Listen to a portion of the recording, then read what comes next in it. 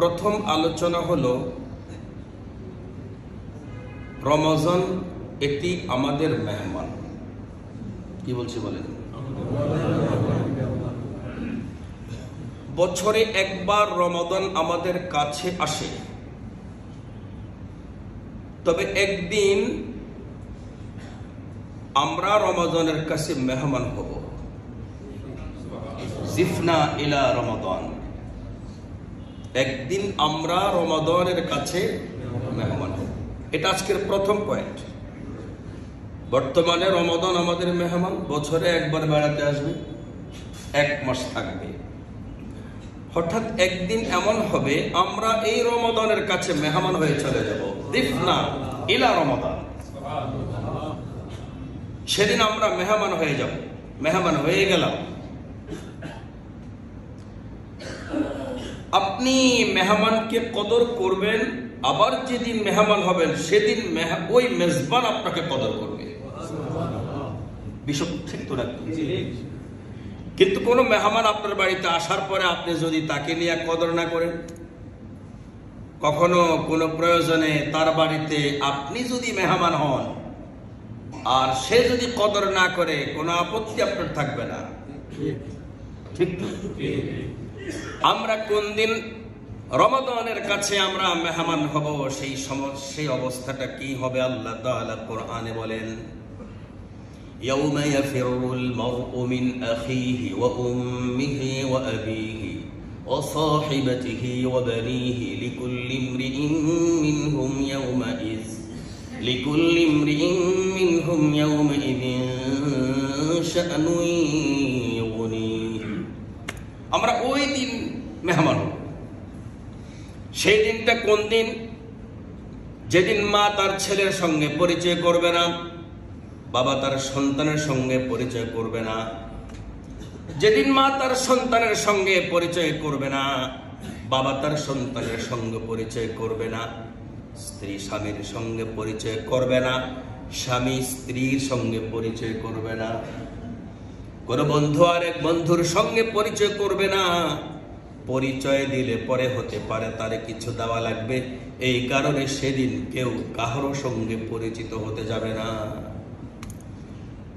আপনি আপনার মাকে ডেকে বলবেন, মা দাঁড়াও। মা বলবেন, কে তুমি আমারে মা বলছো? বলবে, হ্যাঁ আমি তো তোমার পেট থেকে জন্ম নিয়েছি, তোমার সঙ্গে এত বছর ছিলাম। মা বলবে, দুনিয়াতে আমি তো বন্ধা ছিলাম, আমার তো কোনো সন্তানই হয় না। আল্লাহু আকবার। বাবাকে ডেকে বলবেন, বাবা একটু দাঁড়াও, তোমার সঙ্গে একটু কথা বলবো। বাবা বলবে, কে তুমি? মান আন্ত, তুমি কে? সন্তান বলবে, বাবা আমি তোমার ঔরসজাত সন্তান। বাবা বলবে, কই, আমার তো কোনোদিন কোনো সন্তান ছিল না, কোত্থেকে এসছো তুমি? তোমার কোনো ঠিক ঠিকানা আমি তো জানি না। তার একটাই কারণ, পরিচয় দিলে কিছু দেওয়া লাগবে। এমন অনেক জায়গা আমাদের আছে, পরিচয় দিলে যে কিছু দেওয়া লাগে। কই না, আমরা তো চিনলাম না। সেদিন দুটো জিনিস আপনার জন্য ডেকে ডেকে বলবে, দুনিয়ার জগতে আমরা তোমাদের কাছে মেহমান হয়েছিলাম, আজকে তুমি কাহারো কাছে যাওয়ার দরকার নাই, কেউ তোমাদের চিনবে না। আজকে আমরা মেজবান আর তুমি আমার বাড়ির মেহমান। সেদিন দুটো জিনিস আপনার সঙ্গে কথা না বললে আল্লাহকে বলবেন, আয় রব্বি, ওহে আমার রব।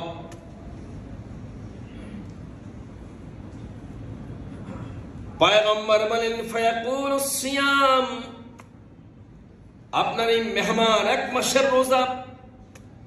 আল্লাহ তাআলাকে ডেকে বলবেন, আয় রব্বি, ওহে প্রতিপালক, ইন্নী মানাতুহু, আমি আমার এই মেজবানটার কাছে মেহমান হয়ে গিয়েছিলাম, সেদিন আমার মেহমান হওয়ার জন্য ওর খায় নাই। আপনি যে মেহমানের জন্য না খায়া খাওয়াবেন, তার ইজ্জত করবেন না। থাক, মেহমান আসছে, মেহমানটা দাও। বলুন তো দেখি, মেহমানিটা জানতে পেরে আপনাকে কতটুকুন আপন মনে করে নিবে, পরে আপনার কতভাবে আপনাকে পরিচয় করবে। আল্লাহ তাআলা এই মেহমানকে এমন একটা মেহমান বানালেন, দুনিয়ার জগতে যেমনি করে কোনো মেহমানের জন্য আপনি খাবার না খেয়ে তারা খাওয়ায় দিলেন, ওই মেহমান জানলো না, বুঝলো না, কিন্তু খাওয়ার পরে জানলো যে আসলে উনি না খায় আপনারা খাওয়াইছে, তখন মেহমান পারে আর পেট থেকে বের করে বলে, এটা আপনি কি করলেন? ঠিক তো? ঠিক মাহে রমজান 1 মাস পর্যন্ত আপনার কাছে থাইকা ওর একটা দাবি ছিল, মেজবান, তুমি আমার জন্য এমন মেজবান হও, দুনিয়ার জগতে তুমি মেহমানের জন্য এমন কখনো যদি হয়ে থাকো, অল্প একটু খাবার ছিল তুমি খাও নাই, না খায়া তুমি মেহমানরে খাওয়াইছো, আমি ওই অবস্থাটা তোমার কাছে 1 মাস পর্যন্ত তোমার থেকে আমি গুনে নেব। আল্লাহ তাআলাকে ডেকে বলবেন, ফাশাফি'নি, রব্বুল আলামিন আপনি আমার সুপারিশ কবুল করে নেন। ও আমার জন্য খানা খায় না, আমি এমন একজন মেহমান ছিলাম, 1 দিন নয় 2 দিন নয় 1টা মাস পর্যন্ত আমি মেহমান ইজ্জত করতে গিয়া খাবার খায় নাই। আজকের এই দিনে আল্লাহ পাক আপনার এই বান্দাটা আমার বাড়ির মেহমান, আমি আজকে তার মেজবান, অতএব আপনি আমার সুপারিশ কবুল করে তারে জান্নাতে না দেওয়া পর্যন্ত আমি তার লোক ছাড়ব না। ঠিক অনুরূপভাবে ফায়াকুলুল কোরআন, আরেকজন মেহমান আপনার কাছে মেজবান হয়ে দাঁড়িয়ে যাবে, ওই মেজবানে ডেকে বলবে, ফায়াকুলু আয় রব্বি, ওহে আমার রব, ইন্নী মানাতুহু, আমি আমার এই মেজবানটাকে দুনিয়ার জগতে একটা কাজ করতে দেই নাই,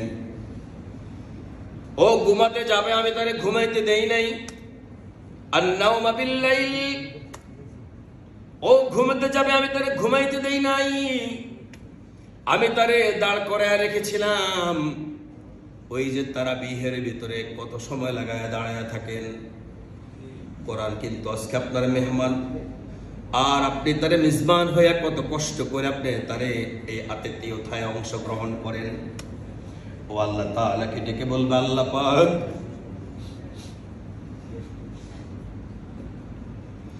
আজকের এই দিনে ওর জন্য আর কেউ নাই, তার মা তার সঙ্গে পরিচয় করে না, তার বাবা তার সঙ্গে পরিচয় করে না, তার সন্তানও তার সঙ্গে পরিচয় করে না, কোনো বন্ধু তার সঙ্গে পরিচয় করে না, কিন্তু আমি আপনার এই বান্দা তার বাড়িতে মেহমান হয়েছিলাম যখন, ও আমার ইজ্জত করেছিল তখন।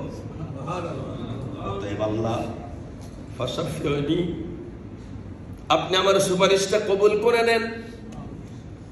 কোরআন আল্লাহ তাআলাকে ডেকে বলবেন, আপনার এই বান্দারে জান্নাতে ঢুকানোর আগ পর্যন্ত আমি তারে ছাড়তে পারবো না।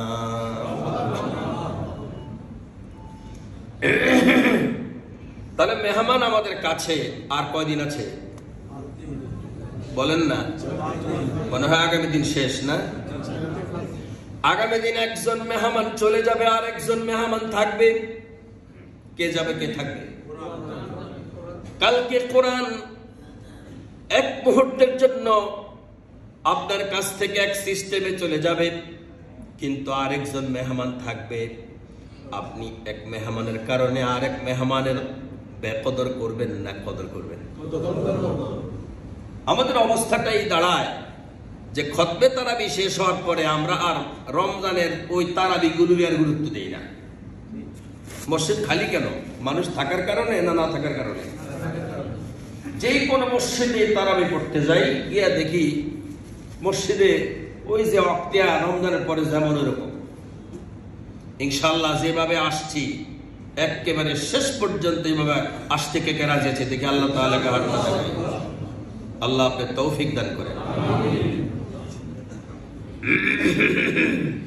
এই এক টুকরা কথা মনে রাখবো আজকের জন্য।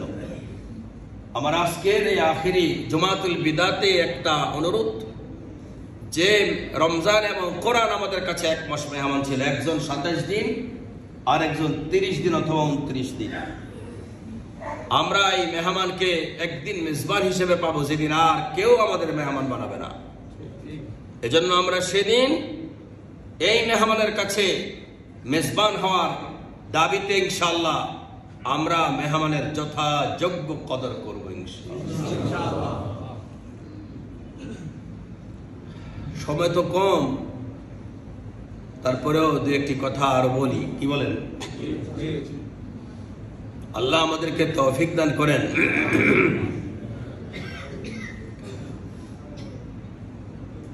আমরা যারা আজকে এখানে হাজির আছি একটু কারগুজারি হবে। যেদিন রমজান প্রথম এসেছিল সেদিন থেকে নিয়ে আজ এই দিন পর্যন্ত একভাবে এক পদ্ধতিতে সমানভাবে সমান হারে এই মেহমান দুজনকে ইজ্জত করেছি। এমন এক শ্রেণী আছে, তবে সংখ্যায় খুব কম।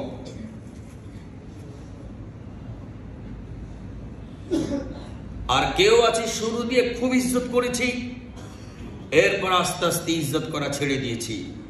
8-10 দিন চলে যাওয়ার পর থেকে আর খতমে তারাবি তো আমরা আর আসি না, ঠিকঠাক মতো আমরা আমাদের রমজানের যে আমলগুলো আছে এগুলো তো আমরা আর আসি না। এমন কমতি হয়েছে, এমন সংখ্যাটাই বেশি। এখন আপনি আর আমি মেহমানকে কদর করব, কদর করলাম না, কি ভুল করলাম, কি শুদ্ধ করলাম, আজকের এই দিনে আমরা এই জিনিসটাকে নিজের উপরে আমরা একটু যাচাই করে দেখব যে আসলে আমার কাজটা কি ঠিক হলো কিনা। মেহমান আসলো আর আমি মেহমানকে কদর করতে থাকলাম, হঠাৎ একদিন বললাম যে দুধ ছোট মেহমান, এরপরে কোরআনও ছেড়ে দিলাম, রমজানও ছেড়ে দিলাম। আমাদের 20 রাকাত নামাজে কোরআন খতম হচ্ছে, 8 রাকাত নামাজে কিন্তু হচ্ছে না। কয় রাকাত নামাজে খতম হচ্ছে? আমি কত অনুরোধ করেছি আপনাদেরকে যে আপনাদের কষ্টের কারণে আপনারা সহিহ হাদিস খোঁজেন, আমি জানি। কারণ বর্তমান যুগে কোরআনের কাছে আমরা যাই না, আমরা কোরআনকে আমার কাছে টেনে আনি। আগের যুগের মুসলমানরা নিজকে কোরআনের কাছে নিত, কোরআনের কাছে নিজকে নিয়ে বন্দি করত। আর আমরা এখন উল্টে গেছি, এখন কোরআনকে হাদিসকে টেনে আমার কাছে আনি। অর্থাৎ আমি 8 রাকাতের বেশি পড়তে পারবো না, এজন্য হাদিস তুমি আমার কাছে এসে আমার সাহায্য করো। আর আগে এমন ছিল না, আগে ছিল আমি কেন পারবো না, আমি আমাকে হাদিস ও কোরআনের কাছে নিয়ে গিয়েছি। এখন যুগ পাল্টে যাওয়ার কারণে আমাদের রীতিনীতি সবকিছু আমরা নিজেদের ভেতরে অনেক দলিল আদিল্লা দেওয়া শুরু করে দিয়েছি। আগে এত দলিলও ছিল না, আর এত কম আমলও ছিল না। এজন্য আল্লাহ তাআলা আমাদেরকে রমজান এবং কোরআনকে মেহমানদারি করার তৌফিক দান করেন। যারা যারা ভুল করেছি, এই ভুল ওর সামনে আর কখনো করবো না যদি বেঁচে থাকি। আপনারা কি মনে করেন যে 8 রাকাতের বেশি নামাজ পড়লে কি জাহান্নামে যাবো গা? হায় হায় হায়, একটা বার চিন্তা করি না যে তারাবিহের নামাজে যদি নবীজি প্রত্যেকদিন পড়তো, এটার বিধান কি ফরজ হতো না? নবীজি সেই কাজ ছাড়ে না, ওটাই তো ফরজ। মাঝে মাঝে একটু একটু ছাড়ছে, ওটাই তো ওয়াজিব। আর যেটাকে প্রায় ছেড়ে দিয়েছেন সেটাই তো সুন্নতে মুআক্কাদা। আর যেটা একবার করছেন বা করেন নাই, করাকে পছন্দ করছেন, সেটাই তো নফল মুস্তাহাব। তা আমাদের তারাবির নামাজ কি ফরজ? ওয়াজিব কি? এই সুন্নত করার দেওয়া হয়েছে তো এই কারণে যে তো রাসূল সাল্লাল্লাহু আলাইহি ওয়াসাল্লাম এটাকে প্রত্যেক দিন পড়েন নাই। কিন্তু এটা উম্মতের উপরে আর নবীর উপরে দুজনের শরীয়ত কি এক? এমন অনেক শরীয়ত আছে যেটা নবীর বৈধ, আমাদের জন্য বৈধ নয়, না নাই? কিন্তু উম্মত করতে হবে। নবী বলে দিয়েছেন এটা উম্মত করতে হবে। যেমন নবী বলে দিয়েছেন ওমরের কথা মানতে হবে, সেই ওমরই তো সিদ্ধান্ত করেছিল 20 রাকাতের তারাবি। সিদ্ধান্ত তো নবী দিয়েছে যে তোমাদের জন্য আমার ওমরের সিদ্ধান্ত, আমার সিদ্ধান্ত। নবী যেটা বলে দিয়েছে, আপনি এটা মানতে না পারলে আপনি কোথায় নবীরে মানলেন? এই জন্য সামনের জন্য তওবা করবো, কখনো 20 টাকা ছাড়বো না। কে হাত উঁচু করে দেখা, আল্লাহ তৌফিক দান করে। এই হলো আমাদের আজকে একটা বিষয়। দ্বিতীয় বিষয় আলোচনা করব, রমজান মাস শেষ, মেহমানও চলে গেছে, থালা বাটিগুলো সব ফালায় একটা লম্বা ঘুম দাও। আবার মেহমান যদি আসে, আবার নতুন বাসন কোসন নামাও। আর এই ফাঁকে সবগুলো ধুইয়া শুকেচের ভিতরে ধুয়া দাও। বুঝতে পারলাম না? মেহমান এখন আছে, থাকবে আরো কয়েকদিন, মেহমান চলে যাবে। মেহমানের জন্য যে বাসন কোসনগুলো নামালাম, এগুলো শুকিয়েছে ছিল, এগুলো শুকিয়েছে থেকে নামে ব্যবহার করলাম, মেহমান চলে গেল, সবগুলো ধুইয়া মুইসা একবার আবার আগের মতো শুকিয়েছে রেখে দাও। রেখে দিলে পরে আবার যখন মেহমান আসবে আবার নামাও। ঠিক আমাদের রমজান মাসটা এমন হয়। তাকায় দেখেন আমরা এই মাহে রমজানে কি না পারি। আলহামদুলিল্লাহ, কই আলহামদুলিল্লাহ তো ঢক হইল না।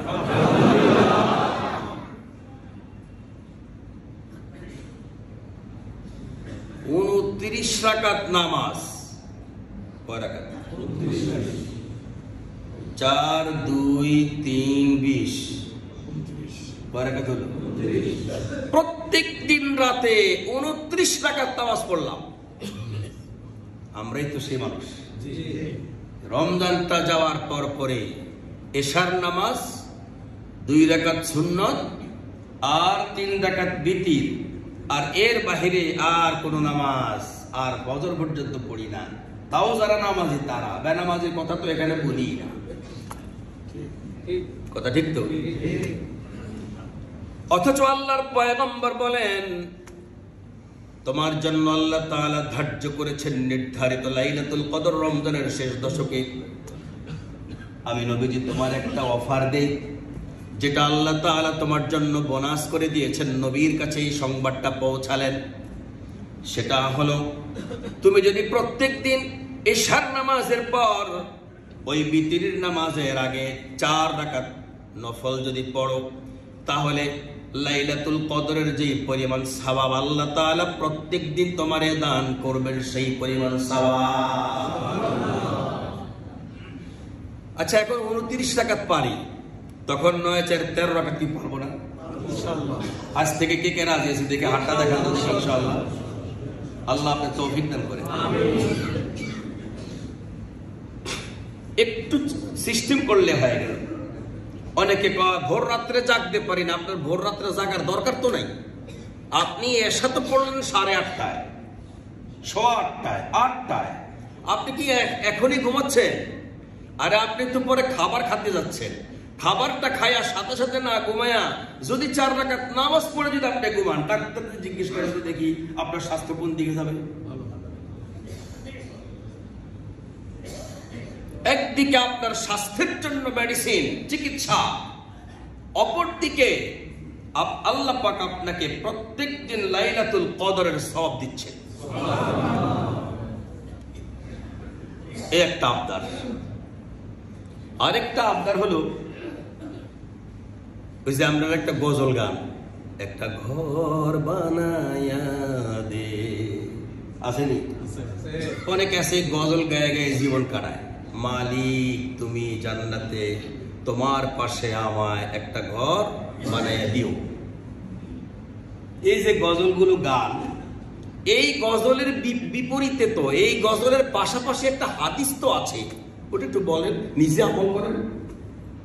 একদিন একজনকে জিজ্ঞেস করলাম, ডাইকা এই গজলের পরে গেলাম, এইদিকে তো বাতিছে, তুমি যে গজলটা গাও আসলে কি তুমি এই জান্নাতে ঘরটা চাও?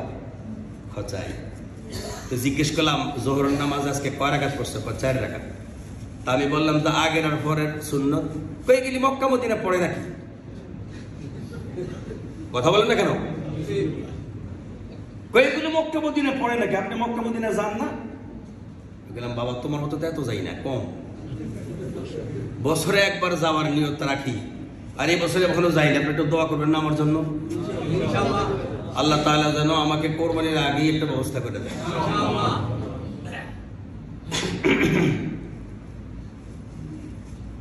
তা আমি বললাম, তুমি যে শুধু 4 রাকাত পড়ছো, আরে তোমার নবী তোমার অফার করছে তো, জান্নাতে একটা ঘর বানাইয়া দেওয়ার একটা অফার করছে তো, নিবানি সেটা বলেন।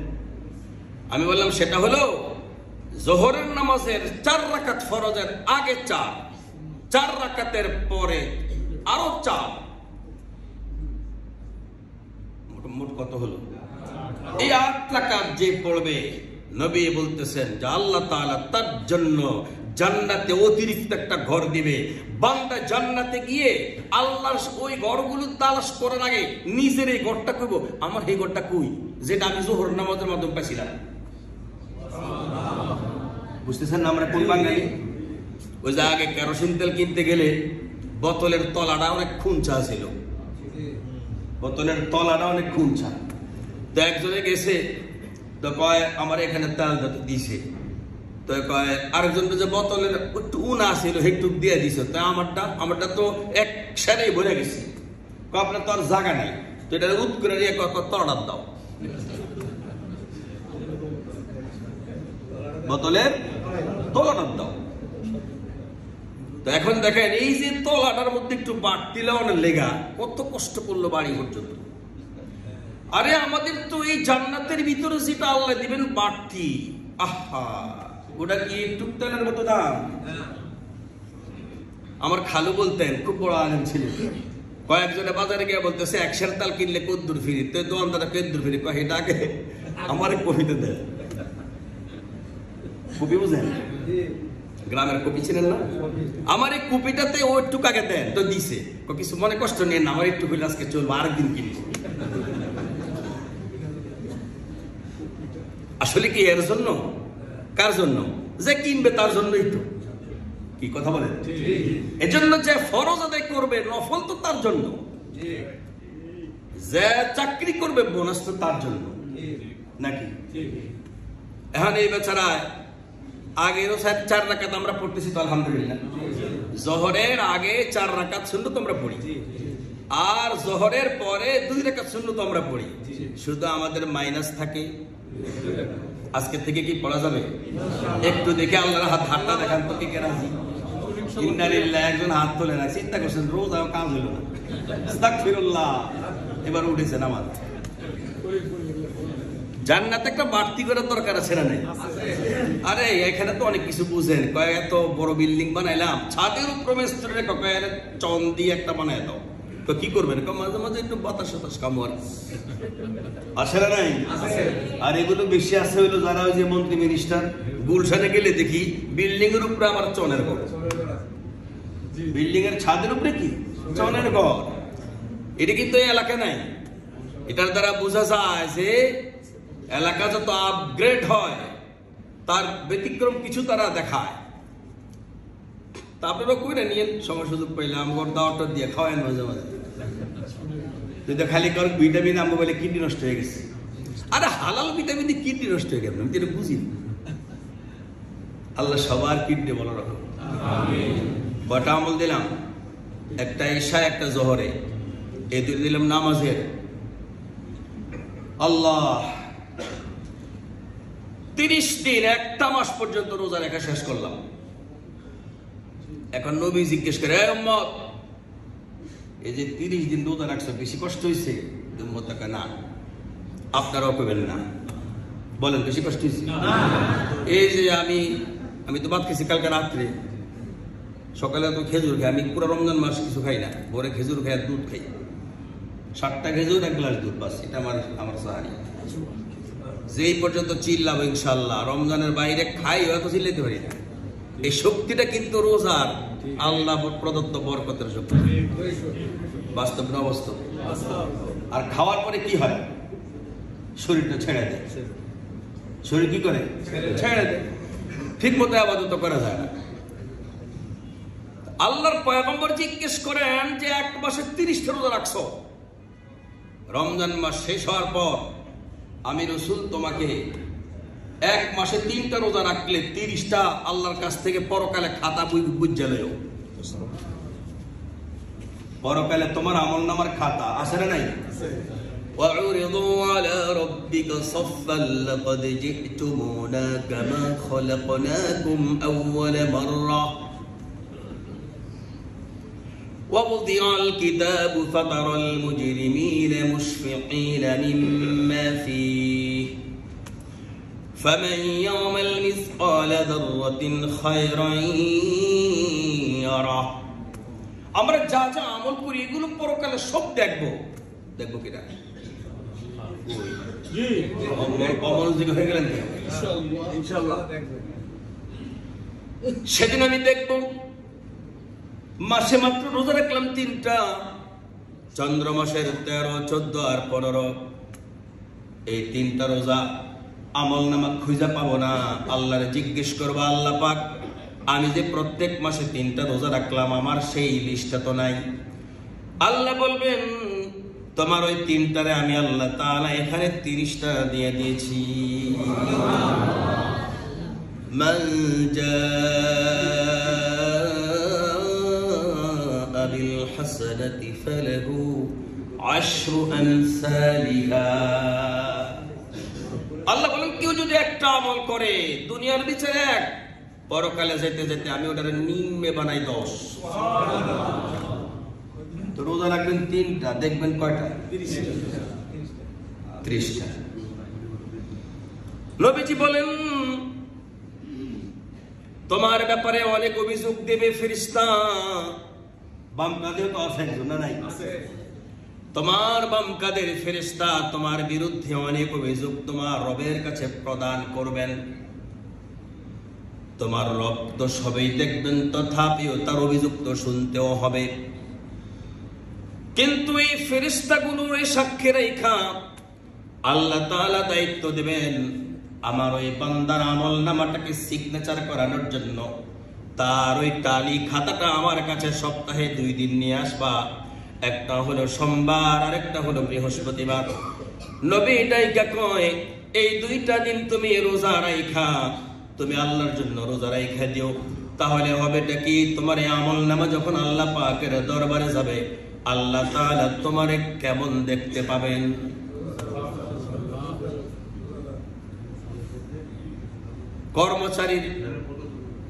কর্মচারীর পাহারাদারি করার জন্য আরেক কর্মচারী আগে রাখা হতো। এখন তো সিসি ক্যামেরা, এখন তো কি সিসি ক্যামেরা। কর্মচারী চেক করার জন্য আরেক কর্মচারী রাখা হতো। দেখো কিন্তু একটা কাজ ঠিক মতো করে কিনা। তো দেখে না স্যার, সুবিধা না। হঠাৎ করে একদিনই মালিক নিজে আসছে, যার বিরুদ্ধে এত অভিযোগ এসে দেখতেছে ওর মতো কাজ আর কেউ করে না, ও সবচেয়ে বেশি দায়িত্ব পালন করতেছে। বলুন তো দেখি, মালিক কি এই রিপোর্টারকে বিশ্বাস করবে না একে ধোঁকাবাজ মনে করবে? ধোঁকাবাজ মনে করবে। মালিক কব ওটা মিথ্যা কথা বলছে, আমি তো অনেক পিছন দিক থেকে আসছি, আমি তো তার অগোচরে এসেছি, আমি তো তার নজরের বাহিরে এসেছি, আমি যে এসেছি সে তো দেখে নাই, আমি গোপনে এসে তারা চেক করে দেখছি, তার কাজ সবচেয়ে সুন্দর। তো যে কাজ করে না হ্যাঁ কাজ সুন্দর হয়, আর যারা কাজ করে তাদের কাজই তো সুন্দর হয়। যখন ফেরেশতারা আমার আপনার আমলনামা নিয়া আল্লাহ পাকের দরবারে যাবেন, যাওয়ার পরে তখন দেখা হবে যে আসলে তো এই বান্দারে অন্যান্য দিন যত রিপোর্ট করেছে, যেদিন আমার সামনে মালিকের সামনে কর্মচারী উপস্থিত করা হয়েছে, ওই দিন ওই কর্মচারী আল্লাহর জন্যই যা করতেছে, রোজাদার, তার মানে আল্লাহর জন্যই নিবেদিত প্রাণ। এজন্য নবীজি বলেন সপ্তাহে 2 দিন, সোমবার আর বৃহস্পতিবার। পয়গম্বর ডাক দিয়ে বলেন, তোমরা যে রোজাগুলো রাখলা, পরকালে তোমরা এই রোজাগুলো তোমাদের আমলনামায় খুঁজে পাইবা না। সুবহানাল্লাহ বলেন। বান্দারা আল্লাহ তাআলাকে জিজ্ঞেস করবে, আল্লাহ পাক 2024 সনে রোজা রাখলাম, রোজাগুলো কোথায়? পাইতেছি না। আল্লাহ তাআলা দেখাবেন যে তোমার ওই যে লিস্ট, এখানেই তো তোমার রোজা। কই আল্লাহ তাআলা, গুইনা তো 30টা পাইলাম না। আল্লাহ কয় তুমি গইনা দেখো। আমি গইনা দেখলাম এখানে হলো 10 মাস। কয় মাস? 10 একে 10 একে 10, 10 একে 300। গুণ বুঝি এমনি করেন, 10 একে 10। তার মানে আপনি রোজা রাখলেন 1 মাস, আল্লাহ করে দিলেন 10 গুণ 10 একে 10, 1 মাস। 10টা এক একটা 10টা হলে কি হয়? 10 মাস হয় কিনা? এবার পয়গম্বর বলেন বাকি থাকে মাত্র 2 মাস। এই 2 মাসের জন্য সুম্মা আতবাহু সিত্তাম মিন শাওয়াল, ঈদের পরে তুমি 6টা দিন নির্বাচন করো। ক্রমাগত হোক অথবা ভেঙ্গে ভেঙ্গে হোক, যেই কোনো ভাবে হোক তুমি 6টা রোজা পূরণ করো, তাহলে 6 10 কত 60। এটারে 60 কয় মাসে 60 দিন হয়? 60 মাসে 60 দিনে 2 মাস। তাহলে এদিকে 10 মাস, ওইদিকে 2 মাস, কয় বছর হলো? পয়গম্বর বলেন তুমি যদি রমজান মাসের চাই রোজা 29টা হোক আর 30টা হোক, ওটা তো আল্লাহর ব্যাপার। এরপরে যখন তুমি 6টা রোজা রাখবা, আল্লাহ তাআলা তোমার করবেনটা কি 1 বছরের সওয়াব দিয়ে দিবেন। রাখবো তো ইনশাআল্লাহ। ঈদের দিন আবার বলবো, কারণ ঈদের দিন কথা যে কইলে আপনারা বুঝেন না, কেবল কাউ কাউ আনন্দ, যে অতি আনন্দের কারণে এগুলো হয়। তো আজকে আমি কতগুলো টুকরা কথা আপনাকে বললাম, এই টুকরা কথাগুলোর সাথে এবার একটা ঘটনা শোনাবো 5 মিনিটে। কি কমো আর না শেষ করতাম?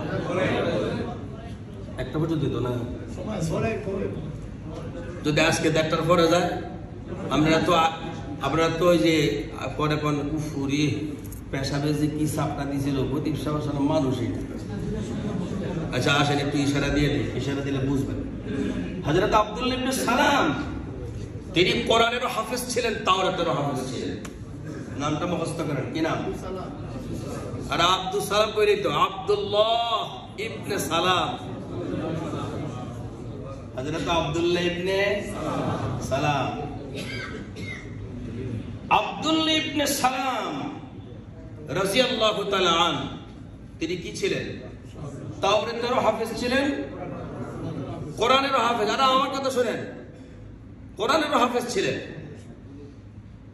তিনি বলেন আমি যেদিন প্রথম নবীজির দরবারে গেলাম, দেখাই নিচ থেকে একটা রিপোর্ট দিলাম, লাইসা হাদা বিওয়াজিহি কাযাব। এতদিন পর্যন্ত আবু জেহেলরা যা কিছু বলেছে মিথ্যাবাদী, এই সেই হাংতাং সব মিথ্যা, ওরা সব মৃত্যু। এই চেহারাটা কোন মিথ্যাবাদীর চেহারাই করা। এরপর আব্দুল্লাহ ইবনে সালাম বলেন আমি আমার প্রিয় নবীজির পবিত্র জবান থেকে প্রথম দিন যে ওয়াজটা শুনেছিলাম, আইয়ুহান নাস আফশুস সালাম ওয়া আত'ইমুত তা'আম ওয়া সিলুল আরহাম ওয়া সাল্লু ওয়া সাল্লু বিল লাইলি ওয়ান নাসু নিয়াম তাদখুলুল জান্নাতা বিসালাম। সুবহানাল্লাহ। 4টা কথা পয়গম্বর বলেছেন। 1 নম্বরে বলেছেন আইয়ুহান নাস আফশুস সালাম, সালাম দিব তো ইনশাআল্লাহ। সালামের ওয়াজ অনেক করেছি। সালাম কি বড়রা ছোটদেরকে দেবে না ছোটরা বড়দেরকে দেবে? যে সুযোগ পাবে সে আগে দেবে ইনশাআল্লাহ। ওয়া আত'ইমুত তা'আম, ওয়া আত'ইমুত তা'আম, খাবার খাওয়াবেন ক্ষুধার্তকে, চাই ধনী হোক আর গরিব হোক। কথা মনে রাখবেন, খাবার খাওয়াবেন ক্ষুধার্তকে, চাই ধনী হোক আর গরিব হোক। ওই যে আমিন মোহাম্মদ গ্রুপের মালিক এনামুল ভাই, আমি যখন দুনিয়া বড় মসজিদে খতিব ছিলাম, ওর সাথে আমার একটা সম্পর্ক হয়েছিল কোনো একটা প্রসঙ্গে। 2010 সালে কিছু মুরব্বীরা মিনাতে ক্ষুধার জ্বালা রাতে কাঁদে। আমার জিজ্ঞেস করে একটা হুজুর এটা কাঁদে কি জন্য? আমি বললাম ক্ষুধায় খাবার নাই। বলেন কি? পরে তিনি করলেন কি, কিছু মানুষের কামলার মতো লইয়া টাকা দিয়া মক্কায় পাঠাইয়া মক্কার বাজার থেকে রেডি খাবার কিনে রাত্রে খাওয়ায় ঘুম পাড়াইছে। আপনি কি মনে করতেছেন যদি কোনো বান্দার অভিযোগ তার বিরুদ্ধে না থাকে, যেহেতু ভূমি ব্যবসা করেছেন, যদি কোনো বান্দার অভিযোগ এটি করেন না তো বাংলা গান, আমি যেটা কেটে শোনেন, যদি কোনো বান্দার ভূমির অভিযোগ না থাকে নিঃসন্দেহে জান্নাতি। আর যদি বান্দার অভিযোগ থাকে তাহলে কাড্ডা দিয়ে খাওয়াইছে ও কোথায় যায়। কথা বুঝতেছেন তো নাকি? এই জাতীয় বুজুর্গি তখন আর চলে না। এই জন্য বান্দার কোন সম্পদের অভিযোগ না থাকতে হবে। আল্লাহর হাজারো হুকুম অমান্য করলেও যদি কাফের শিরক, যদি কুফর আর শিরক যদি না করে থাকে, তাহলে এমন কিছু আমল আছে যে আমলের দ্বারা আল্লাহকে যা সব মাফ দিয়ে করে যাবে। 3 নম্বর ওয়াসিলুল আরহাম, যে সমস্ত আত্মীয়রা আপনার সাথে সম্পর্ক রাখে না, যে সমস্ত আত্মীয়রা আপনার সাথে সম্পর্ক রাখে না, ওদেরকে খোঁজ করে করে সম্পর্ক জোড়েন। নবীজি বলেন যারা সম্পর্ক রাখে তাদের সাথে সম্পর্ক করা তো তোমার কৃতিত্ব না, তোমার কৃতিত্ব হচ্ছে যারা তোমাকে অ্যাভয়েড করে চলে, তোমার সাথে সম্পর্ক কেটে দিয়েছে, তুমি ওদের সাথে সম্পর্ক নতুন করে জোড়ো। তাদখুলুল জান্নাতা বিসালাম। নবীজি যদি জান্নাতে ঢুকে আমার কোনো সমস্যা আছে? আমি এত হিংসুক হইতে যাবো কেন যে আমি কমো যে না হবে না? নবীজি বলতেছেন এই ছোট ছোট আমলে তোমার জান্নাতে ঢুকে। 4 নম্বর ওয়াসাল্লু বিল্লাইল ওয়ান নাসু নিয়াম। এই যে প্রত্যেক দিন সাহারির সময় উঠছেন, একদিনও কি সাহারি কাজা হয়েছে? বলেন, নাকি মাইকে মুয়াজ্জিন সাহেব ডাকছে দেখে উঠছেন, না খায় থাকতেন? অটোমেটিক কেমন যেন আল্লাহ তাআলা একটা দিল বানিয়ে দিছে, আমরা ভোর রাত্রের নিচ থেকে উঠতে পারছি। আলহামদুলিল্লাহ বলেন। কিন্তু এমন একদিন আসবে ঈদ হওয়ার পরে, যেদিন এই সাহারির সময় আর বাঙালি কেন সারা বিশ্বের মুসলমানরা রমজান মাস চলে গেলে এইভাবে আর উঠতে পারে না। আচ্ছা বলুন তো দেখি, কোন মালটার দাম বেশি, যেটার অভাব বেশি না যেটা বেশি সচরাচর? যার অভাব বেশি ওটার তো দাম বেশি। সংগ্রামের সময় তো আমি ছিলাম না, আমি আমার মায়ের কাছে শুনছি মরিচও নাকি 60 টাকা না 100 টাকা কেজি। কত টাকা? 90 টাকা। ও লবণ, আরে মরিচও নাকি অনেক টাকা দাম হয়েছে, লবণ অনেক টাকা হয়েছে না? কেন হয়েছে? মার্কেট শূন্য হয়ে গেলে দাম হয়। আচ্ছা আগের তা বাদ, যেহেতু আমি ছিলাম না, পেঁয়াজের কথাটা নেন। যখনই সংবাদ হয় বাজারে পেঁয়াজ নাই, তখন ওই 30 টাকার পেঁয়াজের কত দাম? 400 টাকা কেজি। যার কারণে প্রধানমন্ত্রী পর্যন্ত বলতে বাধ্য হয় যে আরে পেঁয়াজ ছাড়া খাওয়া অভ্যাস করেন না। কি বনি ইসরায়েলরা তো কথার কথা, বনি ইসরায়েলরা তো একসময় পেঁয়াজ ছাড়াও খাইছিল, যদিও প্রধানমন্ত্রী এটা জানে না, দেখে হয়তো বলে নাই। আমি তো এটাই বুঝতাম। এই দুনিয়া বাঙালি, তোমরা কি জানো না বনি ইসরায়েলরা যে এই পেঁয়াজ ছাড়া খাবার খাইছে কত বছর, কতশো বছর? উনি তো কইতে পারেনি, যাকে এটা আমি বললাম। আমার বলার উদ্দেশ্য হচ্ছে যেই জিনিস মার্কেট শূন্য ওটার দাম বেশি।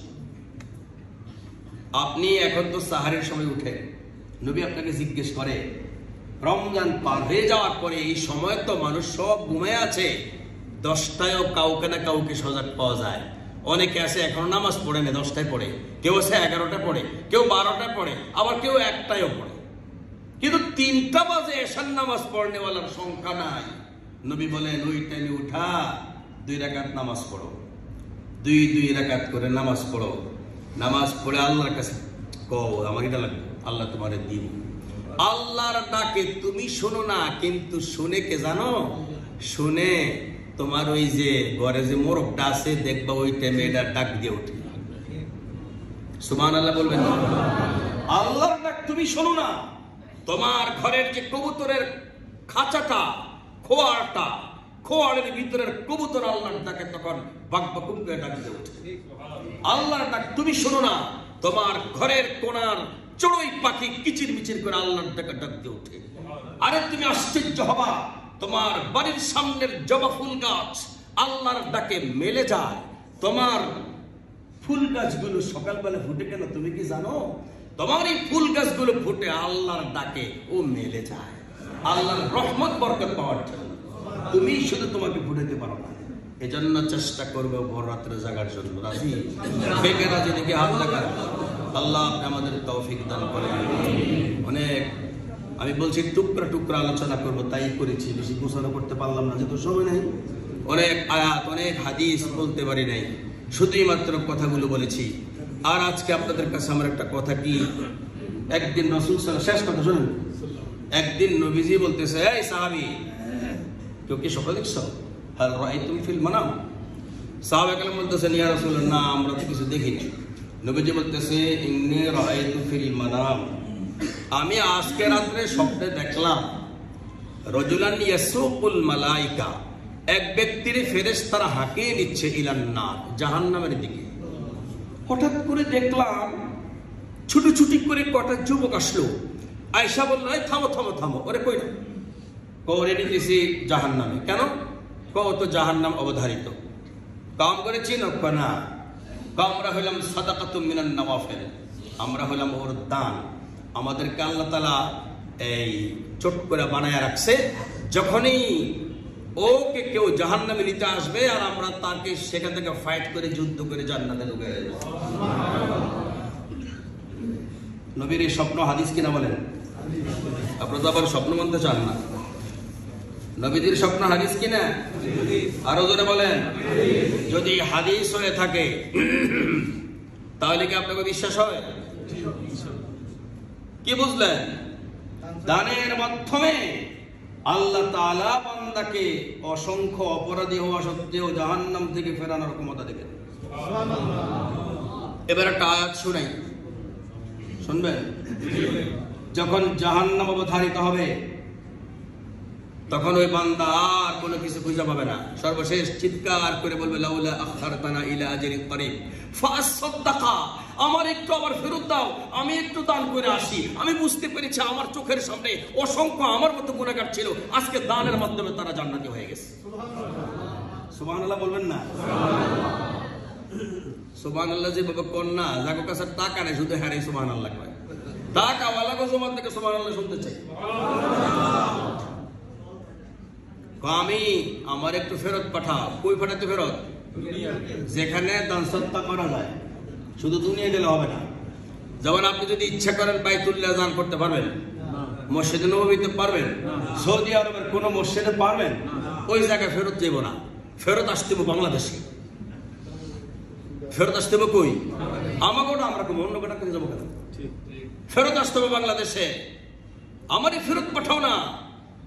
লাউলা আখারতানা ইলা আজালিন করিব, অল্প সময়, কত একটা মিনিট সময় দাও, আমি যা রাইখে আসছি পোলাগো খেতা পড়ি সব ব্যাংকের থেকে বাইর করে নেবো, ব্যাংকের থেকে উঠে যতক্ষণ ধরে সব দিয়ে এলাম। ফাসাদদাক, দিলে কি হবে? আমি যা দেখছি তা হবে। ওয়া আকুম মিনাস সালিহিন।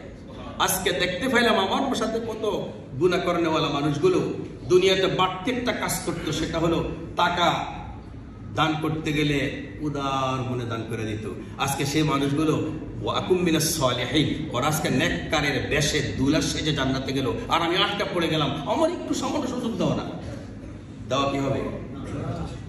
আচ্ছা বলুন তো দেখি, এমনটা ঘটবে কখন যেখানে দানের সুযোগ আছে সেখানে না, যেখানে দানের সুযোগ নেই সেখানে?